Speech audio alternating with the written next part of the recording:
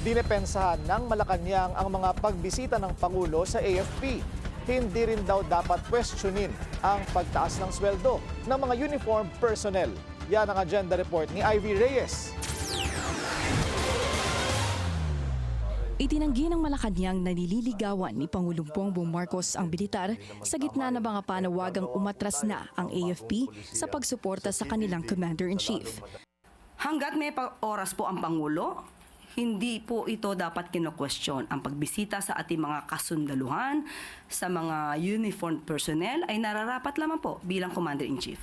So wala po itong kinalaman kung merong mang issue ngayon, obligasyon po ng Pangulo na bisitahin sila. Pinirmahan ni PBBM ang Executive Order 107 na nag-update sa base pay schedule at nagtataas sa daily subsistence allowance ng lahat ng military and uniformed personnel o MUP. Effective January 1, 2026 kasi, itataas na sa 350 pesos ang daily allowance ng mga MUP mula sa kasalukuyang 150 pesos. Kahapon, bumisita naman ang Pangulo sa Eastern Mindanao Command sa Davao City at sa taunang salo-salo ng Armed Forces, Loyalty sa Republika ang panawagan ng Pangulo sa mga general.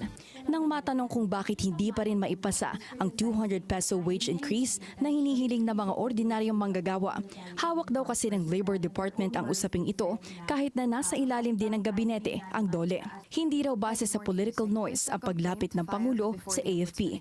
Para sa agenda, Ivy Reyes, Billionaire News Channel.